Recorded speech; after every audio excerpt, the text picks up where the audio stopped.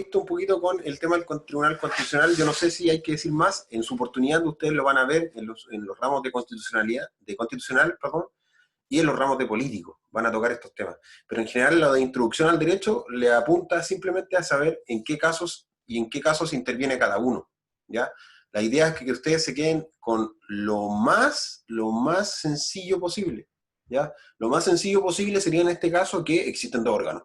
Un órgano, por un lado, controla la potestad reglamentaria y el otro órgano, por otro lado, controla el tema estricto de la constitucionalidad de ambas cosas, de la potestad y de la ley.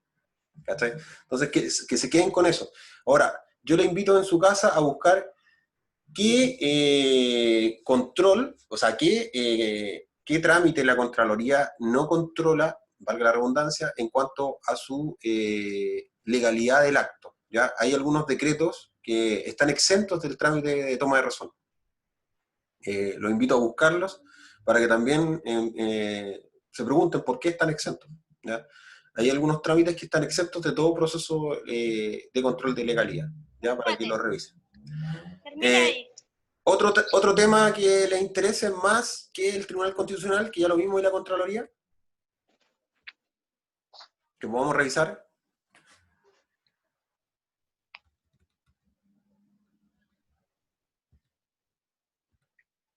Cuidado.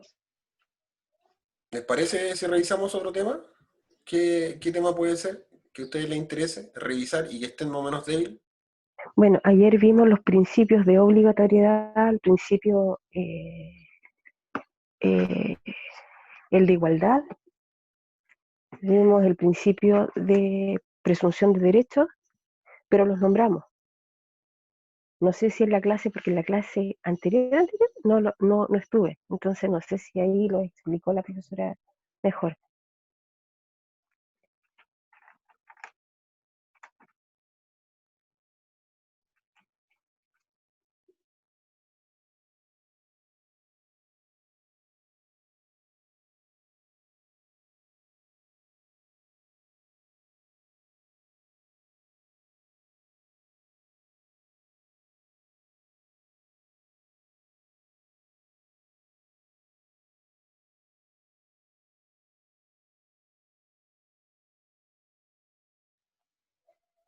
Hola, ¿se escucha? Hola Camila, dime. Sí. Mira, yo lo que tengo entendido es que la profesora la prueba va a pasar desde el día 6 de julio, que ahí comienza con las normas básicas, derecho nacional, internacional, Ya. y también va a pasar todo, o sea, va a preguntar qué hace el controlador y también qué hace el tribunal, Ya. como lo que estamos viendo. Lo que estamos revisando. Ya. Sí. Mira, ¿te parece que revisemos lo que es la norma hipotética fundamental y el tema de los principios? Sí, obvio. Ya, vale. Entonces, lo primero que encontramos en el análisis del Código Civil, encontramos con el primer artículo, que es la declaración de voluntad. Eso tienen que aprendérselo, ya, a lo menos ese o a lo menos otro. Después viene el tema de la costumbre. Ya habíamos visto el tema de que en qué caso la costumbre va a constituir derecho. Ya, ahí, cuando se remite a ella, la costumbre secum legem. El tercer caso dice, solo toca al legislador explicar o interpretar la ley de un modo generalmente obligatorio. ¿Ya? Acá habla otra norma de interpretación de la ley. Ahora, lo relativo a las sentencias y la fuerza que le da como fuente formal aparece en el inciso segundo. Dice, las sentencias judiciales no tienen fuerza obligatoria sino respecto a las causas en que actualmente se pronuncieran. Eso se llama efecto relativo de la sentencia. ¿Ya? ¿Cuándo es obligatoria? ¿Cuándo se pronuncia? O a quiénes afecta. Después dice, bueno, cuestiones especiales un poquito, y el 5, ¿cuáles son? ¿No es cierto? La Corte Suprema y la Corte de Alzada en el mes de marzo darán cuenta de las que hayan ocurrido en la inteligencia que aplican la ley. Generalmente la Corte Suprema lo hacía. Decía, estas leyes se aplican de esta manera. Luego a través de lo autoacordado, pero de manera casi procedimental, de tramitación. ¿Ya? Tampoco nos dice cuándo algunas leyes son evidentemente vagas, o no son para todos los casos, ¿ya? Finalmente, el Código Civil es de 1950, ¿ya? Pero según la profesora Gruner, se hacía.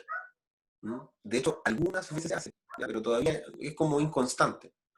Ahora, por respecto a la promulgación, podemos decir que la ley, sino una vez promulgada en conformidad a la Constitución, y publicada de acuerdo con los preceptos que siguen.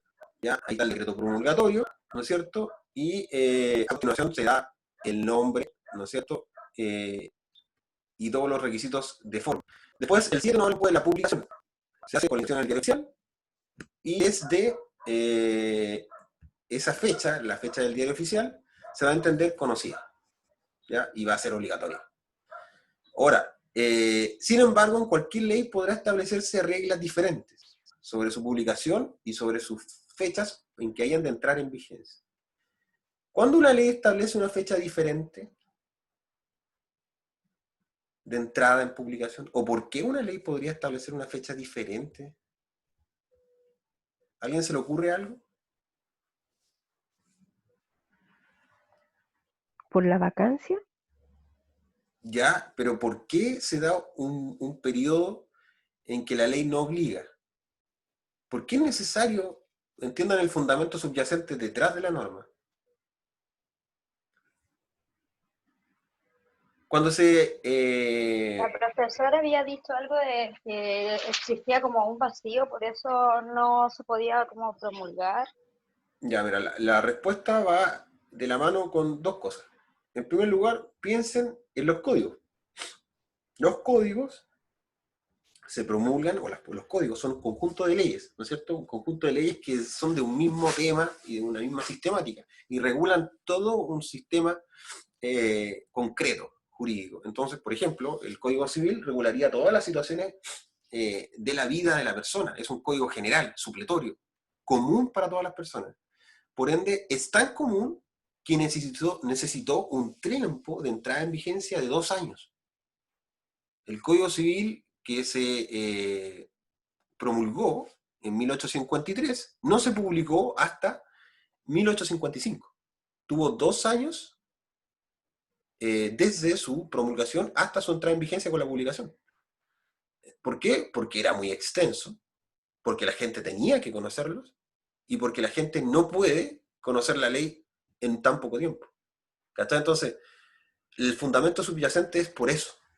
Ejemplo, si realizáramos una nueva constitución, es probable que hubiera un tiempo de vacancia legal donde se nos diera a conocer la situación y que algunos artículos transitorios regularan la situación momentánea que sucede en ese interlapso.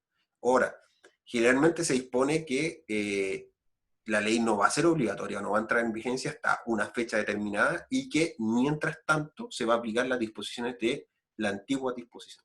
Entonces, ese es el fundamento subyacente por detrás. Tratan de enfocarse en eso cuando les pregunten eso, ¿ya? El tema de la vacancia, el tema de la vigencia, el tema de los artículos transitorios van por ese lado, ¿ya? Ahora, inmediatamente encontramos que el artículo 8 dice, nadie podrá alegar ignorancia de la ley, ¿ya? O sea, este artículo es importantísimo porque establecería en primera instancia que nadie podría alegar un error de derecho. Y eso es importante, ¿por qué? Porque suponte tú que en cumplimiento de una norma, yo diga, oye, ¿sabéis qué? Esa norma realmente no sabía su existencia. Entonces, aquí la pregunta que cabe es, ¿la ley publicada es obligatoriamente conocida por todos? Y aquí lo que se produce es una presunción legal, ¿ya? Se presume que la ley es conocida por todos, ¿ya? Y eso es súper interesante porque esa presunción es una presunción de derecho, ¿ya? Cuando ustedes pasen las presunciones, les va a tocar ver que el mismo código define lo que es presunción.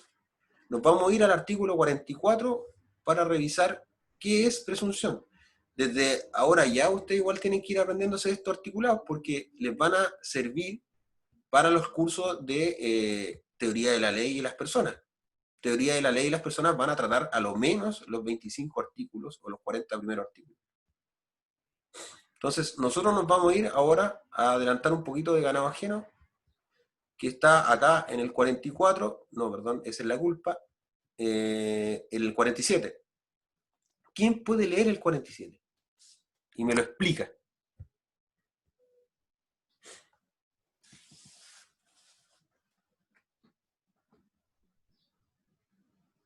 Camila, ¿tú puedes leer el cuanticito?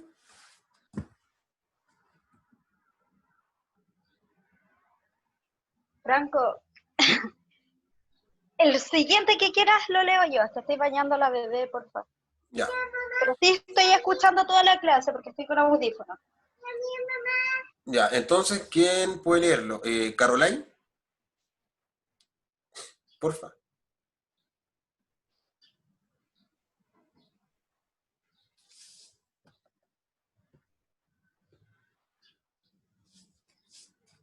¿O Carolina Araya? Si es que tenéis micrófono.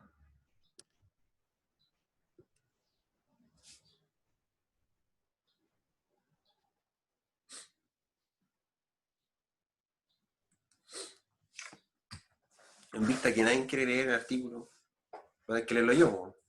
Dice, Artículo, ya, dale. ya, dice, en primer lugar nos dice, se dice presumirse el hecho que se deduce de cierto antecedente o circunstancias conocidas. Entonces, eso es lo primero que podemos leer del artículo, ¿ya? Ahora, cuando estos antecedentes de la presunción son determinados por la ley, se llama legal. Ahora, si la ley dice algo, acá al último, se presume de derecho, se entiende que es inadmisible la prueba en contrario. Entonces nos encontramos con situaciones en que la ley nos va a decir en qué momento hay una presunción. Lo va a decir expresamente, ¿ya? Y si no lo dice expresamente, en el caso de la presunción de derecho, lo va a decir con palabras que se entiendan a eso. Vamos a revisar el articulado del primero. Nadie podrá ignorarse de la ley que está en vigencia. Establece algo categórico, que nadie podrá alegar la ignorancia. Entonces, en ese sentido, estaría estableciendo que yo no podría alegar la ignorancia a pesar de no saber la ley. Es un deber mío conocer la ley. Entonces, yo no podría alegar la ignorancia siempre y cuando su fundamento no se encuentre en nada que tenga que ver con la ley. Podría alegar la ignorancia cuando, en virtud de algo que yo no puedo hacer, esta ley no ha sido comunicada. Por ejemplo, yo veo el caso de la gente que pueda leer en braille. ¿Alguien tiene algún familiar que lea en braille? ¿O que lea en otro sistema que no sea una ley? La pregunta es, ¿el sistema incluye, porque este código es de 1850, incluye modos de acercamiento a personas con capacidades distintas? Entonces, esa es la idea, que ustedes piensen en eso. O sea, hay personas que sí podrían alegar ignorancia de la ley. El tema es que la Constitución, o el Código Civil, genera esto como una suerte de seguridad jurídica para que no estemos a cada rato alegando ignorancia de la ley. Si no, no podríamos establecer un sistema vigente, un sistema que sea real. ¿Se acuerdan ustedes qué es la eficacia de las normas? ¿Cuándo una norma no es eficaz?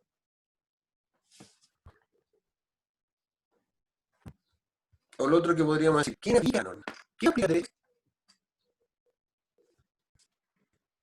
El derecho es aplicado por el Poder Judicial, ¿no? Sí. ¿En qué momento lleva este trámite de aplicación del derecho? De interpretación, de esta adecuación del sujeto a lo que previó la norma. Entonces, la idea de esto es que ustedes puedan ver de que cada vez que haya un caso, que haya ley, que alguien alegue en juicio ignorancia de la ley, no va a ser tomado en cuenta. No va a ser tomado en cuenta. Ahora, todos estos artículos que están acá son leyes. Por ende, operaría el procedimiento de derogación tácita o derogación orgánica en su defecto cuando una ley superior diga cosas distintas. Por ende, la Constitución podría decir en su precepto que, bueno, en primera instancia nadie puede alegar ignorancia de la ley. Por eso. Claro, en primera instancia Es válida cuando tiene eficacia. Claro, por eso la Constitución se refiere y es el modo en que controla esto. ¿Por qué? Porque podría otra ley del mismo rango establecer situaciones distintas y por ende estaría derogando la tácitamente. ¿Cachai? Entonces, la idea es que entiendan que los mecanismos de derogación atienden también o están en estrecha relación con la vigencia de la ley y la aplicabilidad o la eficacia de la ley. Y la ley, tribunales, ¿cómo la aplican? Hasta a través de procesos, ¿cierto? Que son los mismos procedimientos que se van a realizar en su momento en el proceso civil, ¿ya? Y cuando una ley se aplica a un caso concreto, establece efectos para las partes permanentes. Y esos efectos no van a cambiar. Entonces, por eso es importante que este proceso sea llevado a cabalidad, como corresponde. Van a existir recursos de inaplicabilidad y también recursos, el caso que yo no pueda entender la ley, podría yo poner un recurso de inaplicabilidad porque el sistema no puso en posición mía todos los medios para entenderla. ¿O usted lee todas las leyes que salen? Hay una página que tienes control directo sobre las leyes que salen. Todos los días está publicando leyes, todos los días funciona. Entonces, lo que llamado es que ustedes, como son estudiantes de derecho, busquen en las páginas y vean qué proyectos de ley están pendientes, qué proyectos les salen, léanlos, etcétera, etcétera. Ahora, dice después una excepción a esto. O sea, perdón, dice después en el artículo 9, la ley no puede disponer para el futuro y no tendrá jamás efecto retroactivo. Por respecto a esto, podemos decir que de prejuicio dice que la retroactividad de la ley es como prohibida, ¿ya? Pero hay otras leyes que van a entrar igual cuando hablen o están en sentido de otras leyes, serían interpretativas, y también los efectos de las sentencias judiciales ejecutoriadas, ¿ya? O sea, tampoco van a cambiar. ¿Te fijas o no? O sea, yo no podría regular una situación en una ley que cambie una sentencia ya ejecutoriada. Sin embargo, hay excepciones, o sea, no hay excepciones, sino que hay principios en el derecho penal que ayudarían a romper con esta retroactividad. Un ejemplo lo vemos en la interpretación de la ley penal en cuanto a que se prohíbe la analogía. La analogía es esta capacidad o esta forma de interpretar la ley con casos iguales o análogos. El legislador penal no podría interpretar la ley penal con casos iguales. ¿Por qué? Porque el legislador penal es un legislador que la norma penal tiene que ser expresamente descrita y con anterioridad a la comisión del delito. Hay requisitos adicionales. Fíjate, entonces, las sentencias que ya están ejecutoriadas, con sentencias condenatorias sobre personas, podrían cambiar si una ley en vigencia entra, ¿no es cierto?, y establece penas diferentes para el delito, en virtud de la interpretación in bonam partem, que es la interpretación que se le da a la ley penal cuando favorece al imputado ciertas condiciones. Perdón, al condenado. Entonces ahí tenemos un ejemplo en que la ley penal va a aplicar casos regulados o que ya están en sentencias obligadas. Entonces acá, por ejemplo, se quiere un mecanismo de una norma superior, porque lo que yo estoy hablando con la ley 9, donde las leyes natales, en su numeral 3, encontramos que no va a hablar de la ley en su inciso 7 y 8, habla un poquito de lo que estoy hablando. Ningún declarado a través de que es una ley promulgada con anterioridad. Ok, estamos hablando de la retroactividad, de la irretroactividad, ¿ya? A menos que una nueva ley favorezca al afectado, dice. ¿Te fijáis que deja a menos que una nueva ley favorezca al afectado, que una ley regula situaciones que ya son reguladas? Entonces, aquí el mecanismo de derogación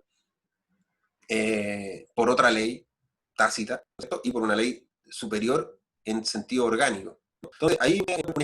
Ahora, con respecto de cuándo obliga la ley, lo encontraría en la ley obliga luego de su publicación y promulgación. El tema de la ley, el principio de irretroactividad está ahí, lo acabamos de leer. ¿Y qué otro principio decía, profe?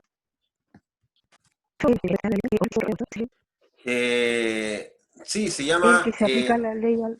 Se llama principio, bueno, indubio es en duda, se aplicará lo más favorable al reo, pero el reo no existe, ¿ya? Hoy en día existen imputados. Entonces, eso cambiaría nomás a, efectivamente, principio de en duda, aplicamos lo más favorable al imputado o condenado, ¿ya? Está establecido también en el artículo 18 del Código Penal y en el artículo 19 que lo acabamos de revisar. Eso tienen que saberse de memoria cuando les toque penal, ¿ya? Lo exigen generalmente de memoria y hay que estar atentos. Ahora, con respecto a las diapos, habíamos revisado de los efectos, acá están. Vimos la obligatoriedad, la igualdad de la ley no la revisamos, la vamos a revisar ahora, y el conocimiento de la ley, que nadie podrá alegar el conocimiento, etcétera, etcétera, etcétera. Ya, esto es una presunción, ¿no es cierto? Una ficción legal. Algo que ocurre, pero que realmente la ley da por hecho. ¿Mm? Ahora, el artículo 19 de la igualdad ante la ley, el quinto, que estamos viendo efectivamente el 19, número 3, pero ahora el inciso quinto, lo vamos a revisar directamente en la Constitución, a propósito que estamos mirándola justamente en el artículo, en el numeral, en el número 3, inciso 5,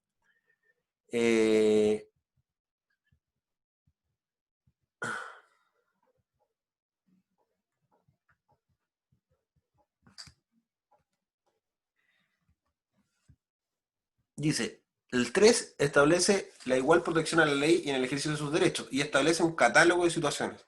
Toda persona tiene derecho a defensa jurídica en la forma que la ley señale, y ninguna autoridad o individuo podrá impedir o restringir o perturbar la debida intervención del letrado. ¿Ya? Además dice que la ley arbitrará los medios para otorgar asesoramiento. Además dice que toda persona imputada del delito tiene derecho irrenunciable a ser asistida. En los 3 primeros incisos establece el principio de igualdad. ¿Por qué? Porque efectivamente en una primera instancia nos dice esto es lo general y cómo va a ocurrir, ¿ya? En términos estrictos, el Estado tiene la función exacta de asesorar o de brindar asesoría jurídica establecido constitucionalmente a través de los medios que va a disponer. Por ende, ¿cuáles son los medios que establece la ley actualmente para esta asesoría jurídica?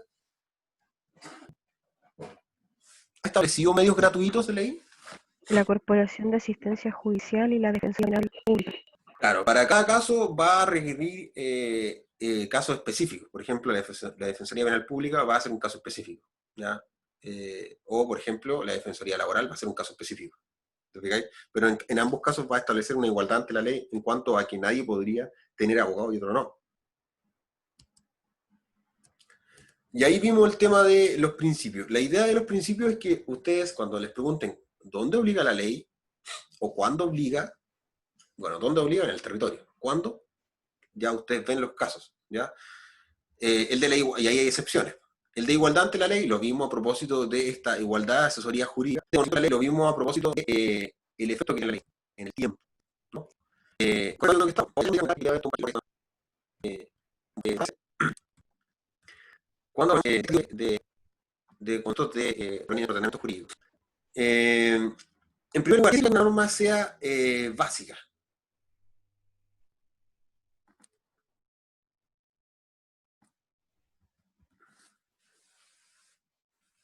¿Quién me podría explicar la norma hipotética fundamental? Y yo lo evalúo así como si fuera la profe.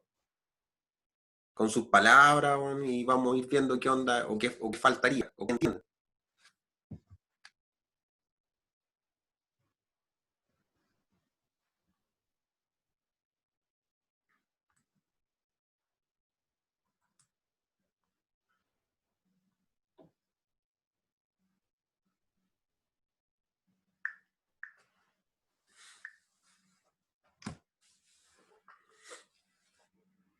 ¿Nadie puede hacerlo? ¿Está en clase? Pero todavía no lo han ido. ¿Aló? ¿Me escuchas? Sí, sí, escuchamos. Habla nomás, Talía. Ah, sí, es que estaba viendo que mi hija también está en clase. Bueno, ¿Está en según clase de qué, perdón? ella, en clase de básica, Ya, en Classroom. ya vale. ¿Pero está en guaita? No, le estaba preguntando solamente porque iba a tener pruebas. Entonces, si estaba ella ahí. Ya, entonces, en términos estrictos, ¿cuándo una norma básica sería considerada una norma, digamos, que es consistente con un proceso de formulación constitucional? ¿Cuándo sería una norma que le dé fundamento a otra?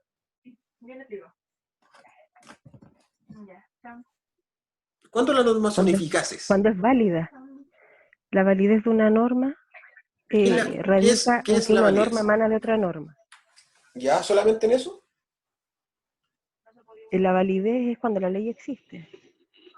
Debe existir primero, debe estar promulgada a través del decreto promulgatorio para que ésta exista. Ahí recién tiene existencia. Ya, pero cuando hablamos de eso, hablamos no solamente de esta suerte de teoría normativista de Kelsen en cuanto a que otra norma le daría validez, sino que también hablamos de un concepto formal. Entonces, nuevamente, cuando ustedes les pregunten este tipo de preguntas, tienen que ir al hueso. El hueso sería que existen dos aspectos a verificar.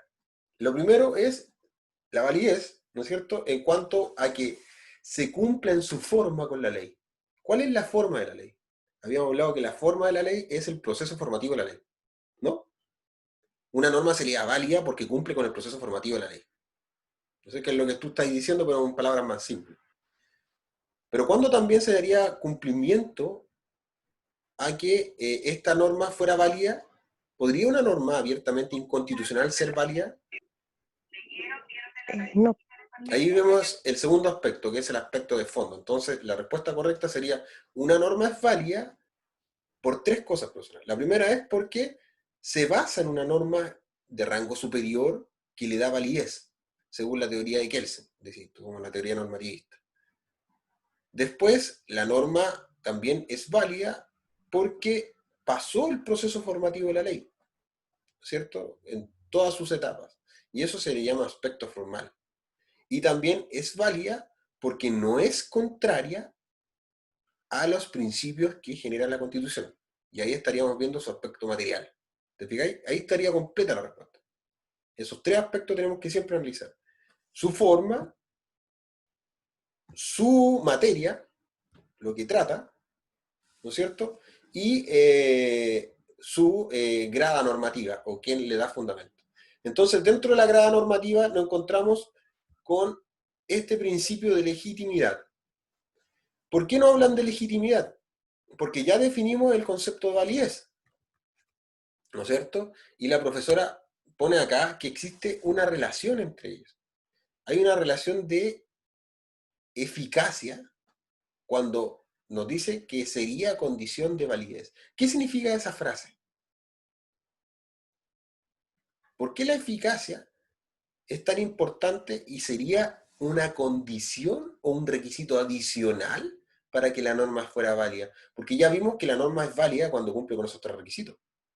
Cuando es en su forma, proceso formativo, cuando no es contraria a las ideas de la Constitución, proceso material, ¿no es cierto? Y además, cuando se basa en esta teoría de Kelsen de la norma fundante.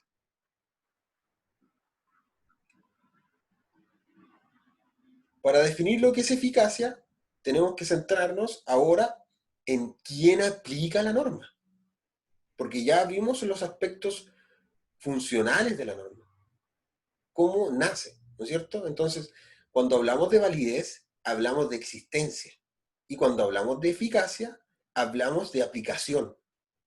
¿Ya? Entonces, ¿quién aplica la ley? Habíamos respondido un poquito a eso y habíamos Los dicho que la ley tribunales, ya, es aplicada corrientemente por los tribunales de la República. ¿Y quién obedece la ley?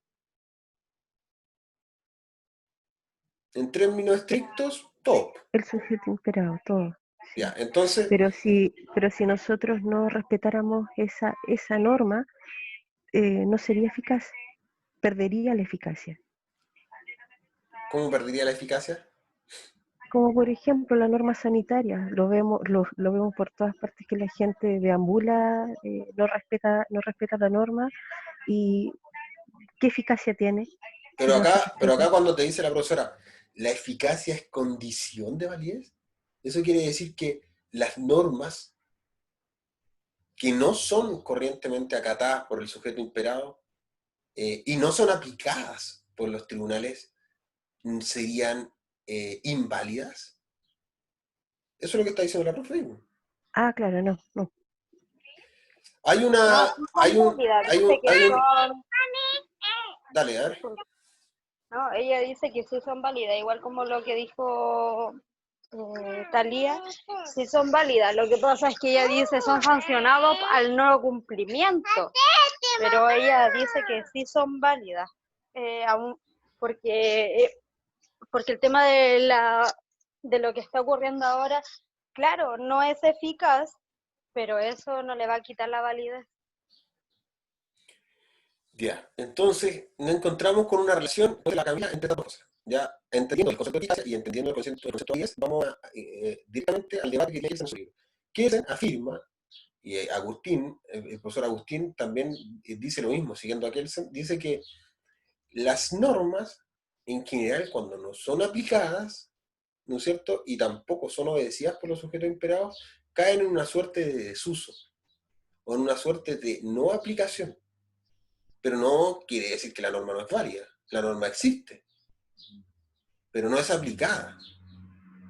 No es aplicada corrientemente digamos, por los órganos de instrucción judicial. Entonces, nos encontramos que la eficacia es condición de validez cuando la norma en sí es válida corrientemente aplicada por los sujetos o sea, obedecida por los sujetos imperados y además aplicada por los tribunales de la República. Entonces podríamos decir que la eficacia es condición de validez mirado desde ese punto, porque las normas son válidas porque son aplicables. ¿Te fijas? Entonces, cuando vemos esa relación de validez y eficacia, en cuanto a condicionamiento de la validez, solamente nos referimos a que la ley sea aplicada efectivamente y sea obedecida. ¿Ya? En ese caso sería condición de validez porque hay normas que están dentro de los códigos que no son aplicadas, pero no han sido derogadas. ¿Cachai? Entonces, ¿cuándo se le quita validez a una norma? Solamente por el proceso de derogación. ¿Cachai? Entonces, la eficacia es condición de validez toda vez que necesitamos aplicar la norma porque para eso la creamos. ¿Cachai? Si no, caería en un desuso. Entonces, ese es el debate que tiene Kelsen con respecto a la validez y la eficacia.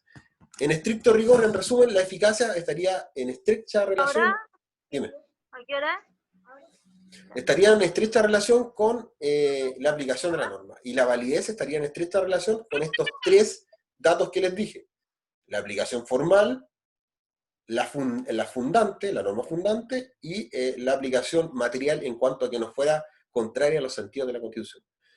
Ahora, ya hablamos del principio de legitimidad, que el principio de legitimidad vendría siendo, o no hablamos, perdón, vamos a hablar ahora, en cuanto a cuándo encontraría fundamento una norma que no cumple regularmente con el proceso que establece Kelsen, este proceso de norma fundante, ¿ya? Y además este proceso formativo de la ley, y además este proceso material, cuando no tenemos nada, o sea, cuando no tenemos estos controles de validez de la norma, ahí va a operar la eficacia.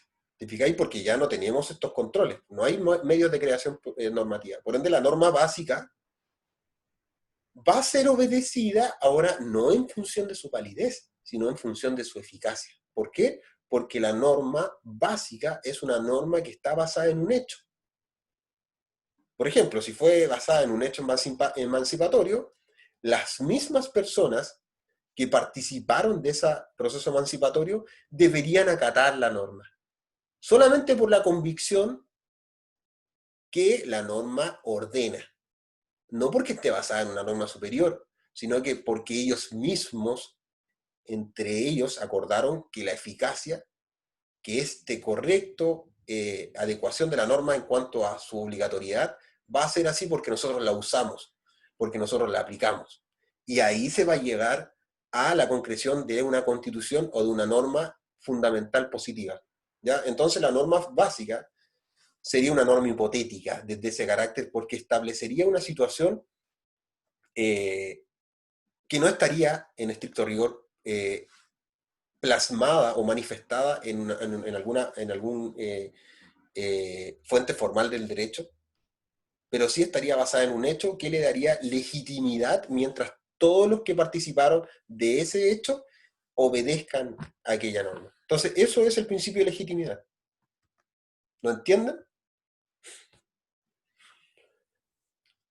Bueno, ahora con respecto a la norma básica ya vimos que trataba de un hecho. Ahora la profesora trata de indicarnos que hay dos tipos de ordenamientos jurídicos. Ella nos dice que hay un ordenamiento nacional y hay un ordenamiento internacional. Y nos pone ahí, dice, y la norma básica. Entonces, ¿qué queremos entender con esto? En primer lugar, teníamos que ver que habíamos dicho que la norma, en principio, la norma básica va a ser legítima cuando efectivamente sea eficaz. Ya cuando las personas que recrearon ese hecho la obedezcan. Pero va a también ser una norma supuesta desde el punto de vista del derecho positivo o del derecho objetivo, del derecho manifestado por los medios de producción, cuando esta norma se entera que está dentro del ordenamiento por un hecho que le da validez, pero que está fuera del derecho nacional. Entonces, cuando hablamos desde la perspectiva del derecho internacional, nosotros nos referimos a que los países en general acuerdan situaciones y que esas situaciones se respetan en virtud del pacta sunt servanda, en virtud de que lo que acuerdan es una ley para las partes. Entonces, Desde ese punto de vista, es una norma supuesta porque ya estaría regulada por otra norma que es de rango superior y que radica en los acuerdos que se dan en el derecho internacional. Yo creo que vamos a quedar hasta acá porque la clase va a terminar. Pero sin embargo, la idea es que ustedes lean esto solo si lo entiendan. Después viene la relación del derecho nacional y internacional. ¿Vale? Nos vemos mañana. Si es posible juntarme a la tarde, se los comunico. Pero Acá. la idea es que estudien. ¿Ya? Cuídense. Que les vaya muy bien. Gracias, Ya, gracias. vale. Chao.